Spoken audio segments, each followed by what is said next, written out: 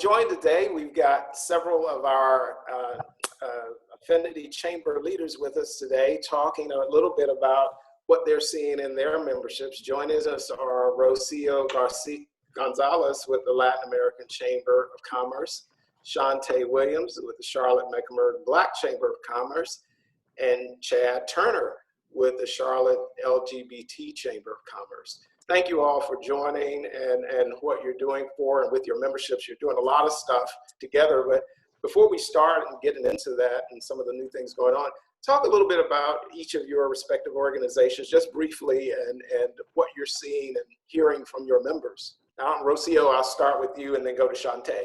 Thank you, Kiva, and thanks for the alliance to do this. My name is Rocio Gonzalez, Executive Director of the Latin American Chamber of Commerce of Charlotte. We have been helping the community at large and focusing on strengthening the Latin American business community since 2001. We have close to 350 members. When we say members, it's typically companies. So when you look at how many people we can reach out to, it's close to 3,000. And we have a list of about 7,000 different contacts that we kind of work together among support in Mecklenburg County and the Charlotte metro region.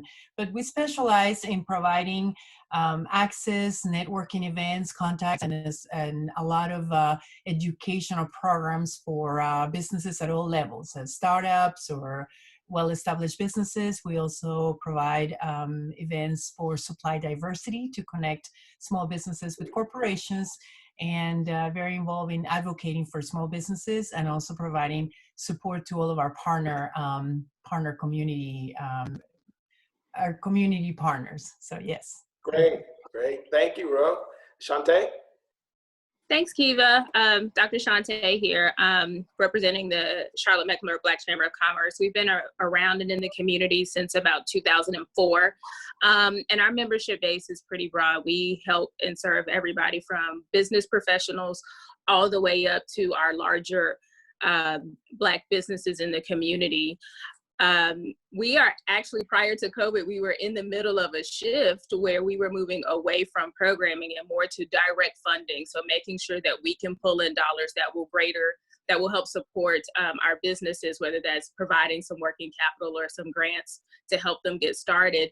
And then for our business professionals, helping them secure the certification fees and those things to help them move along on their career path. Since COVID, the COVID crisis has emerged, our mailing list has actually jumped from about 8,000 people monthly to somewhere around 17,000, which tells me that we've probably pulled on a lot of business professionals and solopreneurs trying to navigate this process. Wonderful. Congratulations on that shift. Thank you for that. Chad? Hey, my name is Chad Turner, and I'm the president of the Charlotte LGBT Chamber of Commerce. We were founded in 1992 as a safe space for LGBTQ-owned businesses and also professionals to network. Currently, we serve about 300 to 350 members, and we have about 22 corporate partners that we work with in the community. We too were in the middle of a shift. Currently, and COVID threw that offline. We were actually moving to more of a regional model and working with our surrounding counties and some upper state counties from South Carolina.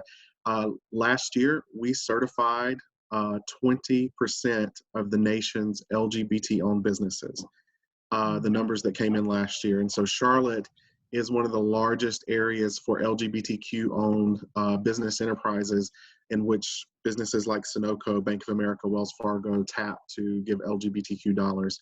We're a typical chamber in the fact that we do provide programming, we provide educational opportunities, access to funding, but we also have a large professional base as well that are members of the business resource groups and employee resource groups through large companies like Wells Fargo, Bank of America, even smaller entities like Ally.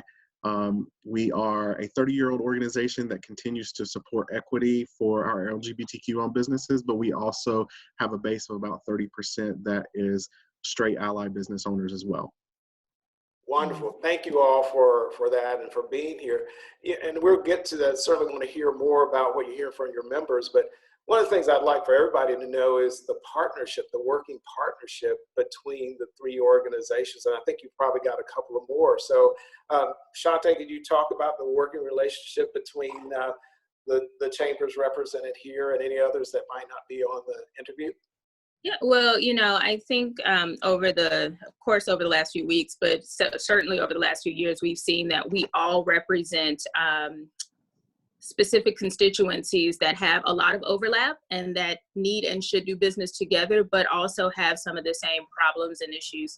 And us working together helps us have a stronger voice. And I would say, you know, really, as we move forward, we're recognizing that in order for us to really speak for our small businesses, our business professionals, our solopreneurs, and even our startups, we needed to work together.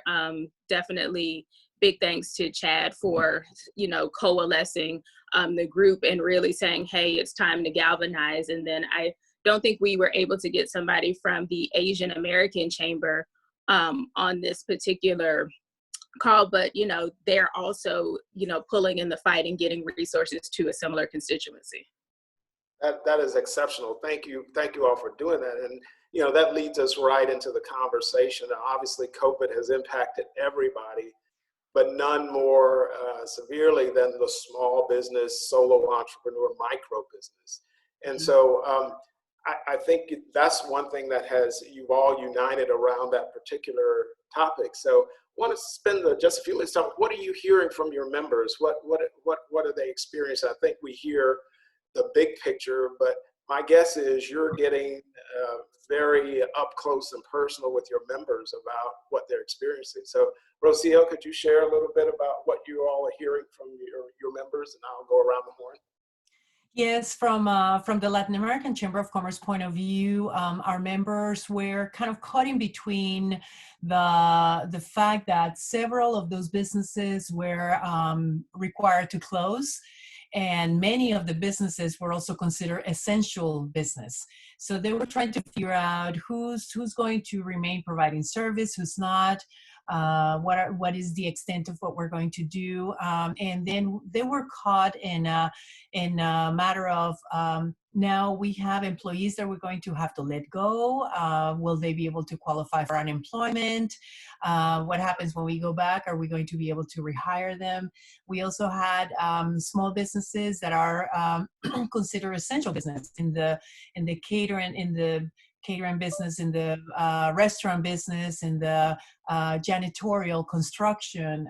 They are all required to stay, to continue to provide their service. So how can we support them in this time of the stay-at-home ordinance?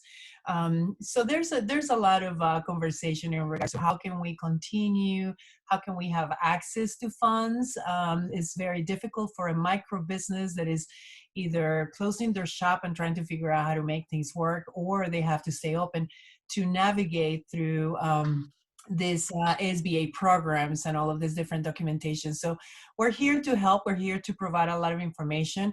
We have kind of also the burden and the responsibility to ensure that a lot of the information that is shared is also shared in language. So sometimes our constituency and very well-established business owners that have been in this area for 15, 20 years, it's taking maybe 24 to 48 hours for them to become aware of opportunities and to finally get the information so that they can fully understand that, because it's in Spanish. So each one of our organizations has had a lot of feedback and concerns from our members. Mm-hmm. And I think we were in conversations with Chad before. Chad, if you want to add up also how difficult it is to help small business and the individuals, the self-employed, the 1099s. A lot of them are having a very big difficulty accessing some of these resources. Yeah, we have a lot of solopreneurs and gig workers and vendors when you shut down a business, that not only affects the business, which may be a sole proprietor and their employees, but the vendors that service that business, it's sort of a web and it keeps building out. And that's what we're learning through the hotline and through our calls, is it disproportionately affects the communities of color, and the communities that are immigrant communities, because a lot of the gig workers and a lot of the sole proprietors and those individuals that own the 50 and under, or the 15 and under, or even the 1 and under businesses, that is the ones that are getting hit hard, because they can't apply for unemployment until April the 25th. We were just notified, but they're 4 weeks into this disaster. The SBA does not have a good system for translating the packages that they have over into a language that's understandable, and it takes hours to do that and to get access. The marketing is not geared toward that particular community, and we're just seeing that the reason why we see people like me, that look like me, access these loans and these grants faster is because they have no barriers. They can go straight to it. They have access.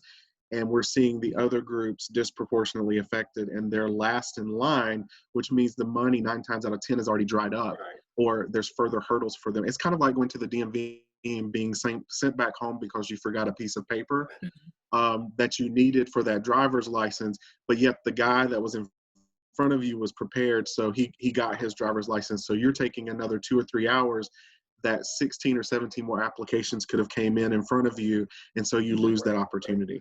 Thank you for that. And so Mecklenburg County Commission approved 2 really significant loan funds for small business and micro business.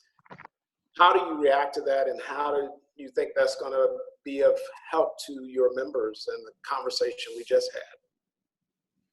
Yeah, I'll start off. Shante. Yeah, just by saying a lot of our businesses came into this situation undercapitalized and underinvested in. And so they have found themselves in a consistent bootstrapping their way through business for the last 2, 3, 5, 10 years. And so these loans in particular could act as a real important stopgap measure to help them with working capital, to help them with keeping their employees on the payroll. Also with just, covering those rental expenses, because even if there are halts and evictions and the like, or, some sort of forbearance in rent, they're going to have to catch up on these payments on the back end. So putting them in further debt is also not a good situation. Our greatest hope as we evaluate these 2 loan programs is really, how can we help them navigate through the system quickly, get the cash in their hands very quickly, as well as making sure that the responsibilities of, say, paperwork and qualification don't immediately exclude them. So one of the things that I think is important is credit worthiness, maybe being a little more flexible. Also thinking about things like personal guarantees or things like that could really complicate the picture for many businesses. So we're hoping that this money is able to be deployed quickly, but also that it is allowing the flexibility for our particular types of entrepreneurs. Wonderful. Well, so critical in all of this, particularly for the small business, is the technical support and being able to have that go-to resource to ask and answer questions. So that is so critical. And Chad, you might talk a little bit about supportCLT before we wrap up, because that's a critical part, and one, again, of you all coming together, but also providing that one-stop point of connection to get the resources you need and information that you need.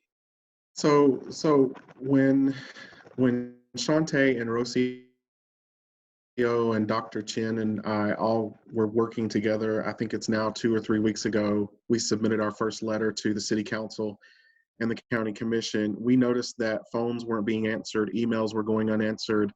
Everybody was in emergency mode, but we seen what was coming, and that was 2 or 3 weeks ago. There's still, Department of Employment and Security is not answering the phone. You have to get on at 3 a.m. in the morning to be able to access the website properly and not have it shut down. Checks are behind. There's just a lot of non-response. And so to that, we were discussing back and forth, and what was birthed out of that was we funded, along with a tech company here in Charlotte, just to create a one-stop shop that has all of the links, and we test those links every morning to make sure there's no mistakes and that they're still viable and that the loans haven't run out, and we take down the ones that aren't eligible. But it's not an LGBTQ website. It's not a Latin website. It's not a Black website. It is a general information site that everybody can go to, and they can access information even from Novant, the county government, the state government. Like today, you'll see information go up there today because car inspections are now suspended in lieu of this, and so people don't have to get their car inspected. But the supportCLT is seeing about anywhere between 400 and 780 unique hits every day. And what we're noticing, and I reached out to Rocio yesterday, and we discussed, how do we translate this and get this into Spanish? And so what we're doing right now is procuring the documents that are already translated in Spanish properly, and we're going to link those as PDFs to the site because there's some issues with Google translating, and it doesn't give proper grammar, or it's not understandable. And so in discussing that with Rocio, what we're going to do is actually get the actual documents on there so they can be printed off or can be accessed and downloaded. But it has become a resource. There's 50 to 60 calls by 1 o'clock every day, and by the afternoon we're in the hundreds. We have various people that are volunteering from different companies and corporations just to answer those calls, and they're not giving legal advice or financial advice or mental health advice or health advice. They're literally just connecting you to which thing you need and then pushing the information out. And so it's actually a live voice, which is not what we're getting right now. Yeah. So supportCLT.com. Yeah. I'm sorry, Ro, go ahead. I just would like to add that our small businesses are overwhelmed, and it's very difficult for them to filter through this information and make sense of all of these emails that are going back and forth. So supportCLT has been that bank of information that now we can send them there, and they'll be able to clearly identify what is relevant for them that specific day. So it's a very good tool to be informed. Mm-hmm. Well, again, I can't thank you guys enough for your partnership, your leadership, and what you're doing to support the regional economy.